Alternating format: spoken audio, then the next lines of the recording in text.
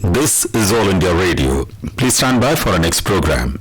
This is All India Radio. You will now hear comments from the press. The Business Line, in its editorial titled Growth Slowdown, says the Finance Ministry's monthly economic report for March 2019 observes that India's economy appears to have slowed down slightly in 2018-19. The proximate factors responsible for the slowdown include declining growth of private consumption, tepid increase in fixed investment, and muted exports. It is important to get a fix on the problem. It could be a result of endemic demand deficiency and later made worse by the crisis in the NBFC sector. It is, however, true that there were feeble signs of an investment pickup in 2018-19, reflected in higher credit offtake by corporates from SBI and ICICI Bank. Business Line, May 12. While signs of a pickup in credit growth are encouraging, these are early days. It is not clear whether the rise in both bank credit offtake and external commercial borrowings by corporates will translate into greenfield investments. For an economy that rides on construction and automobiles, this is a serious prospect. The economy needs to be put back on an assured growth trajectory. Even the CSO's second advance estimates of GDP growth for 2018-19 at 7%, based on a manufacturing growth of about 8%, seem optimistic. The Indian Express, in its editorial titled If Food Prices Rise, writes, for 32 months running from September 2016 to April 2019, consumer food inflation has been trailing general retail inflation. However, it hasn't been an unmixed blessing. While consumers have benefited, the same cannot be said about farmers, for whom flat or falling prices of food and other agri-produce have spelled disaster. Meanwhile, there are also signs of a trend reversal. The last couple of months have seen prices of a host of farm commodities, from coarse grains, cattle feed ingredients, and cotton to tomatoes and seasonal vegetables, going up significantly. Even milk and sugar are beginning to shake off a prolonged bear phase. The immediate trigger for this seems to be drought in large parts of Maharashtra, Gujarat, Karnataka, Andhra Pradesh and Telangana. But there could be structural reasons as well. It is not difficult to believe that sustained low produce realizations have broken the backs of many farmers, leading them to cut down crop acreages or underfeed their cattle. These are bound to impact yields and supply at some point. In that case, a normal monsoon alone, as forecast by the Met Department, may not be enough. Farmers aren't going to ramp up output overnight. The paper concludes saying that farmers deserve remunerative prices, not handouts. The Hindustan Times, in its editorial titled The NCR Needs a Plan to Tackle Summer Air Pollution, writes, according to data provided by the Central Pollution Control Board or CPCB, Delhi's air quality on Monday was very poor, 322. Ghaziabad was also very poor, 384,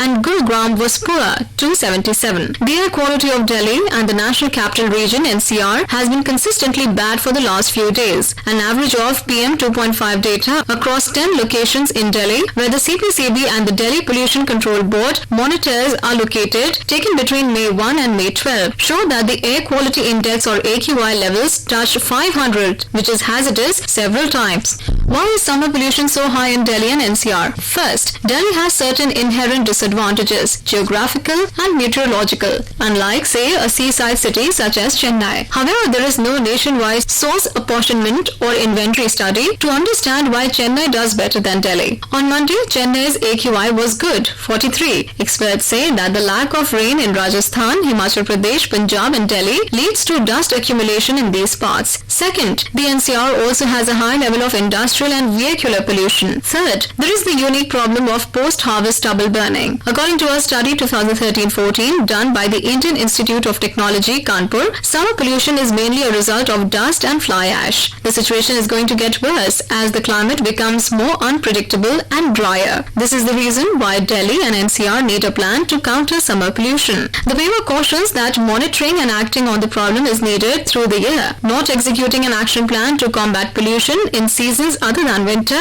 will cost the region tear. The Hindu, in its editorial titled Last Ball Finish, says an enthralling Indian Premier League season produced a gripping last ball finish in Hyderabad, with Mumbai Indians securing an unprecedented fourth crown. This was a clash between the league's two most successful teams, and there was little to separate them in the end. All four of Mumbai's titles have arrived in the last 7 seasons, and key to that continued success has been the retention of a strong core of players. The paper concludes that the country's focus will now shift to the World Cup, with England, Australia, Bangladesh, Pakistan and West Indies having